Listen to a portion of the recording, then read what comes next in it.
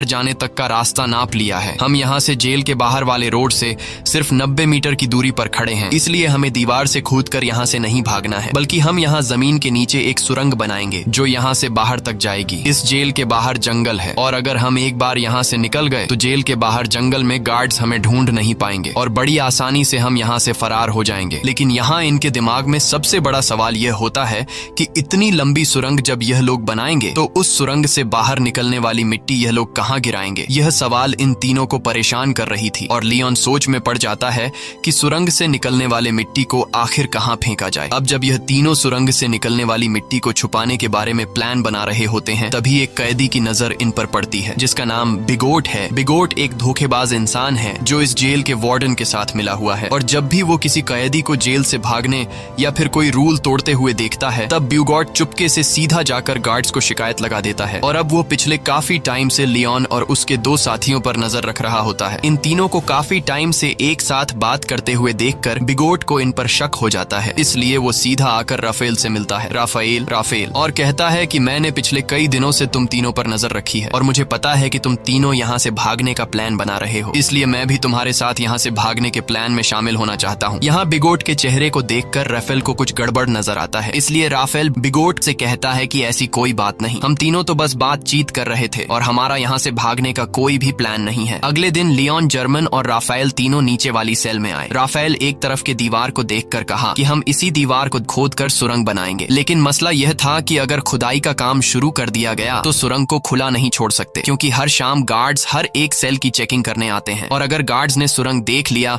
तो हम सब पकड़े जाएंगे। तब लियोन कहता है कि हम इस दीवार के एक हिस्से को तोड़कर सेम उसी तरह का एक फेक ब्लॉक बनाएंगे ताकि शाम को जब भी गार्ड सेल की चेकिंग करने आए तब हम उस फेक ब्लॉक को दीवार में लगाकर सुरंग को छुपा देंगे और गार्ड्स के पकड़े जाने से बच जाएंगे। अब यह सब तो ठीक था, लेकिन सबसे बड़ा सवाल यह था कि सुरंग में से निकलने वाली मिट्टी का ये लोग क्या करेंगे। तब लियोन अपने गिटार वाले दोस्त को सेल में बुलाता है और वो अपने गिटार में से एक बड़ा स्क्रू ड्राइवर निकाल कर लियोन को देता है, जिसके बाद लियोन ऊपर छत में एक चौकोर सुरंग करने लगता है जिससे बाहर काफी शोर हो रहा था। अब शोर से बचने के लिए गिटार वाला आदमी गाना गाकर गिटार बजाने लगता है जिससे किसी को भी सेल के अंदर का शोर सुनाई नहीं देता और कुछ देर की मेहनत के बाद लियोन छत में सुरंग करने में कामयाब हो जाता है। अब यहाँ लियोन जब उस होल से अपना सर बाहर निकाल कर देखता है तो उसे छत पर एक बड़ा खाली जगह दिखाई देता है, जिसे देखकर लियोन काफी खुश हो जाता है क्योंकि यहाँ पर 80 टन से भी ज्यादा मिट्टी आसानी से रखी जा सकती थी। अब शाम होने वाली थी और जल्द ही गार्ड्स आकर सेल की चेकिंग शुरू करने वाले थे, इसलिए राफेल डर जाता है और कहता है कि हमें जल्दी ही इस होल को बंद करना होगा। तब लियोन ने कहा कि जल्दी से मुझे अंडे ला कर दो। यह सुनकर राफेल गुस्सा हो जाता है और कहता है कि तुम्हें इस वक्त मजाक सूझ रहा है। तब लियोन कहता है